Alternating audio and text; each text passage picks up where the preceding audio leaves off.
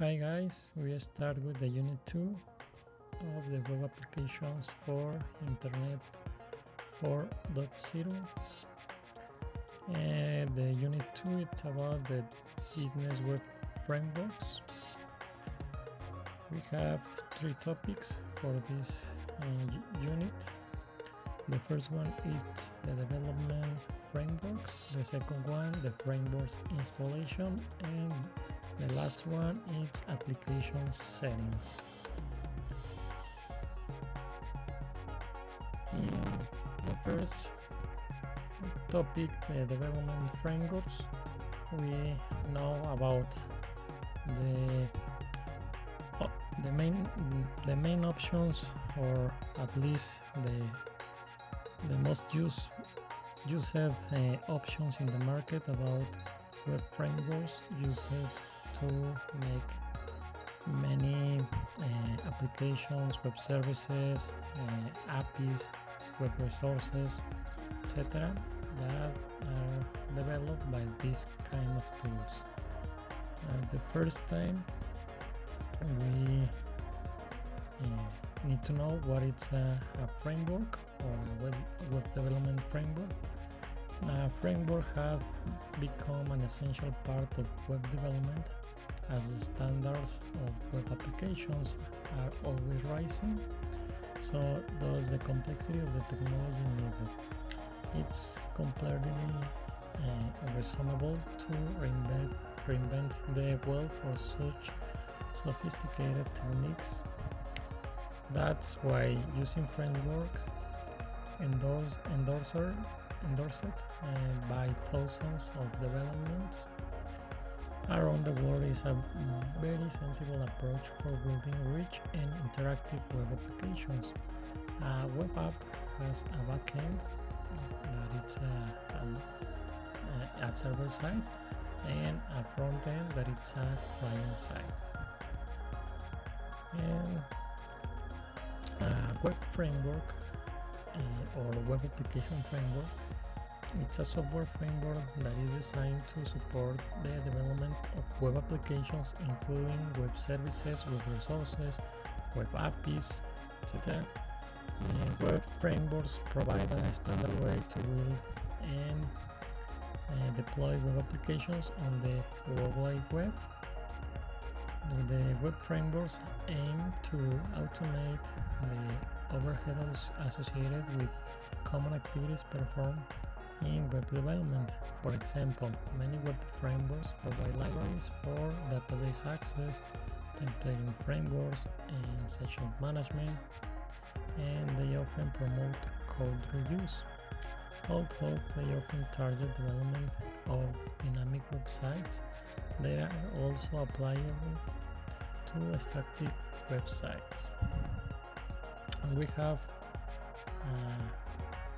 many options for this kind of web frameworks.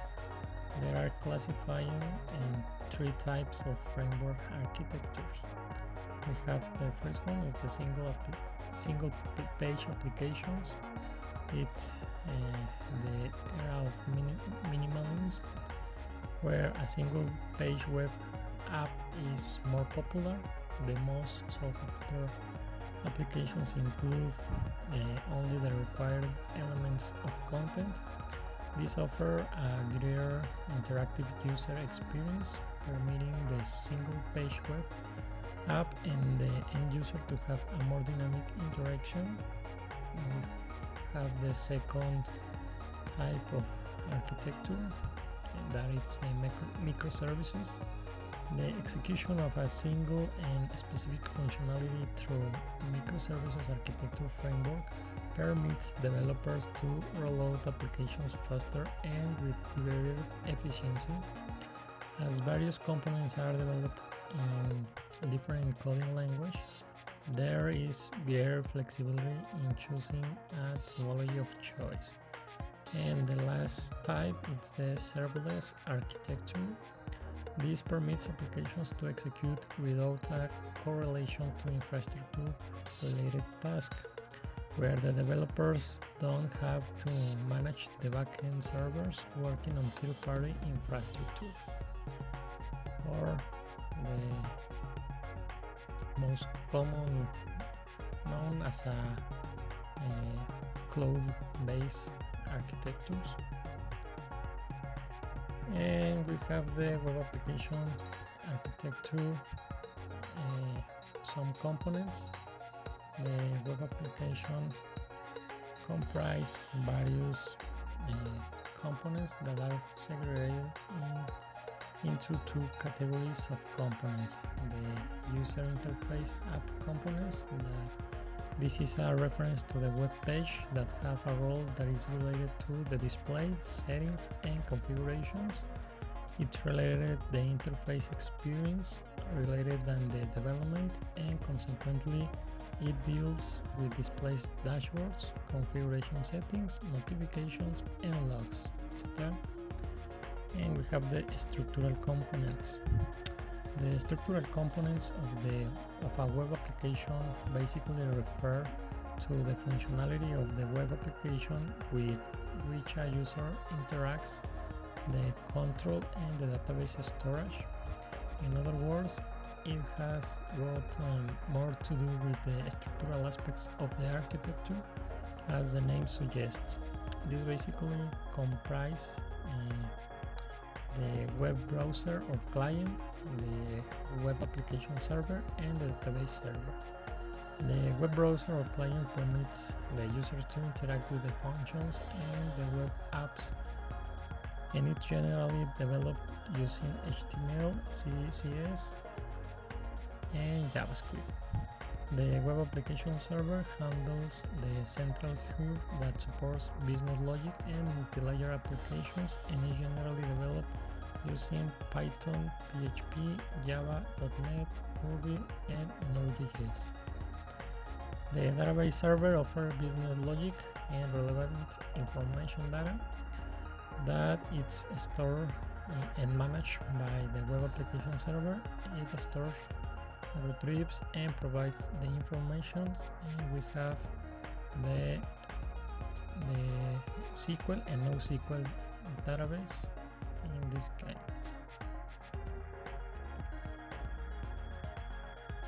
The web server architecture, by all definitions, this refers to the ideal layout of a web server which will facilitate the design, development and deployment of the web server. The role is to access to the request of clients, including browsers and mobile apps, via secure protocols.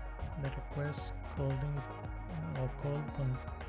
pertain to page resources, or could also be related to a REST API. Web servers are intrinsic to the working of web apps, mandating the need for increased emphasis on web server architecture, including the server's physical capacity, like storage, memory, computer power, and performance, apart from the app type. And we have some of the most important or most common architectures in the web applications. The first one is the Java.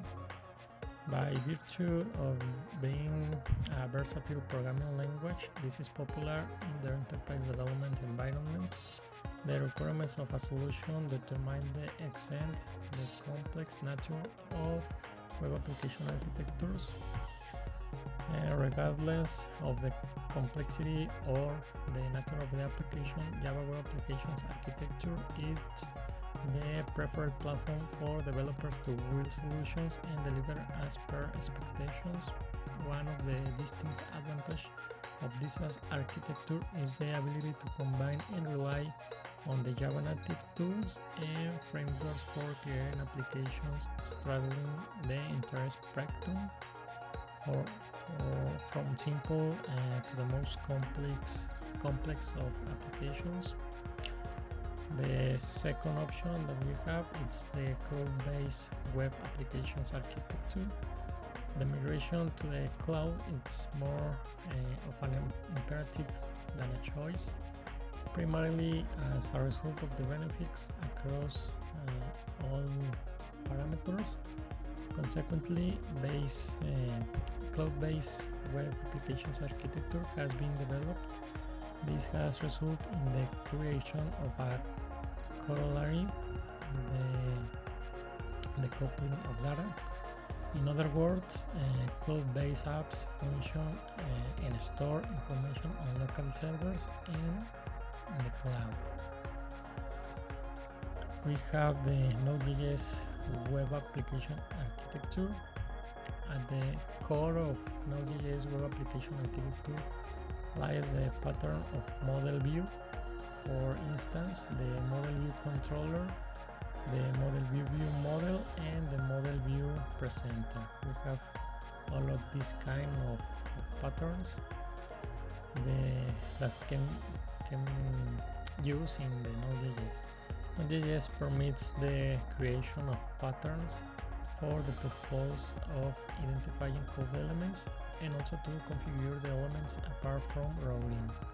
This relies on an entity relationship which helps to ensure that the application runs seamlessly through data systematization, breaking logic into modules, processing values or valuable insights from logs, and dividing the code. Another important advantage is that the fact that Node.js web application architecture helps build scalable web apps. The next is the .NET web application architecture. This handles requirements including cross-platform support, Docker containers, microservices, and side-by-side versioning. The highlight of this framework is ability to store data without the need for applying database code. Known as a data access layer, it helps improve functionality and development as the architecture relies on ASP.NET Core and .NET Core for optimization. The next one is the PHP web application architecture. By virtue of being the least complex and highly functional development language, PHP is one of the most popular among the community. The architecture permits robust security, swift development, a dedicated framework, simple maintenance, and extended support from the community of developers. We have the next one, it's Angular. This architecture works in dual mode for HTML and TypeScript as a platform and also as a framework.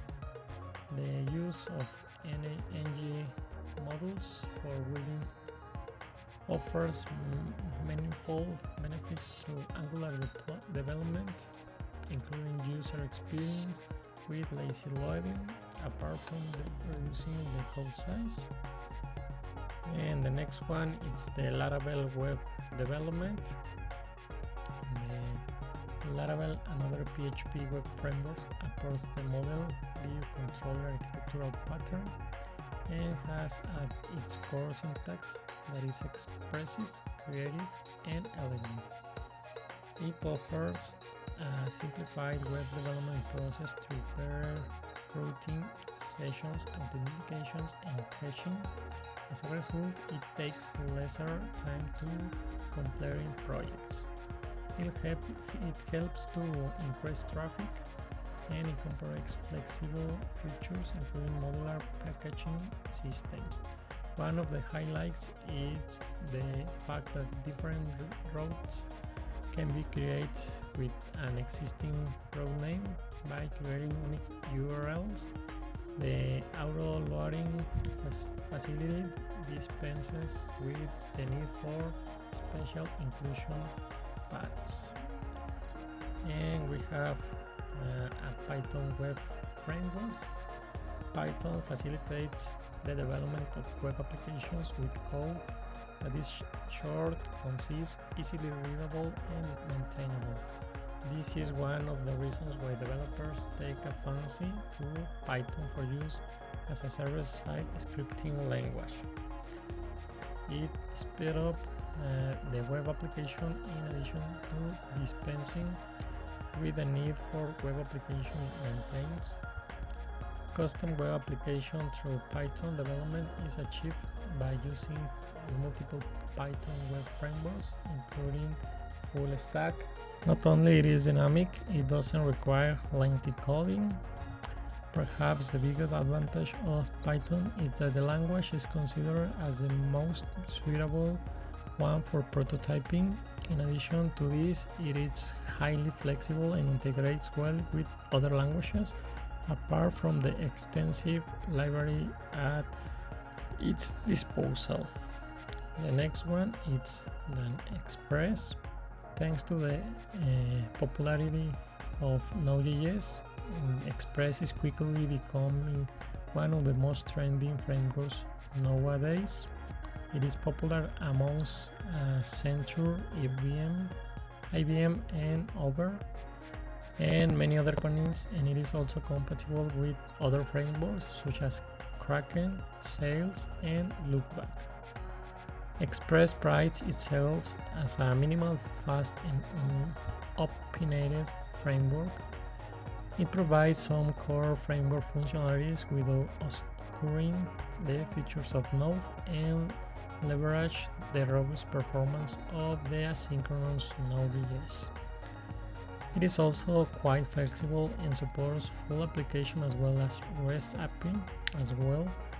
Perhaps the biggest drawback of Express is the fact that there isn't a defined way of doing things, at least for beginners. The next is Spring. Spring is a model view controller framework that uses Java, the all-time popular language. Websites like Wix, Ticketmaster, and Billboard are users of these frameworks. Spring possesses many sister projects that boost its performance and let you scale your business quickly. The fact that it uses Java, a strongly typed language, is a severe pro to many web developers. The learning curve might be quite a step too, especially if you don't know Java. The next one is React. React isn't a framework, it's a front-end library, but many developers consider it a framework, and it's usually compared in that context. React was the first to adopt the component-based architecture that Angular and Vue and many other frameworks start to adopt later on. React's virtual DOM makes the DOM manipulation much faster, and it's quite easy to pick up, mainly thanks to its JSX syntax. The React couldn't be used or could be used server-side or client-side. It was developed and maintained by Facebook, and Facebook and Instagram use it, of course. And the next one is Vue.js. Vue.js is the new rising star. It started as an individual project and quickly grew into becoming one of the most trending JS frameworks out there. There are many cool things about Vue. The first, it's a progressive framework, which means that if you have an existing project, you can adopt Vue for one portion of the project, and everything will work just fine. Second, it also brings along the component architecture to play, and the Vue ecosystem can help you with complete front-end application. Some people are worried of using Vue since big companies like Facebook or Google don't support it, but That's quickly changing as big names are starting to invest in Vue. As the web evolves, the associated technologies and frameworks evolve alongside. Modern web app development has replaced the older legacy structures and basic components. It is therefore imperative when you build an app to choose the right architecture, which will determine the performance of the web applications. Important parameters hang on the choice of architecture, the speed of the web app, the robust and secure nature, and the manner in which it's responsive. The business need of a solution needs to be reviewed in the context of technical needs and vice versa. The right web application architecture paves the way for future plans of expansion and scalability with what can be called as an intelligent blueprint. And that's it, guys. See you soon in the next video, and remember, proudly UTR.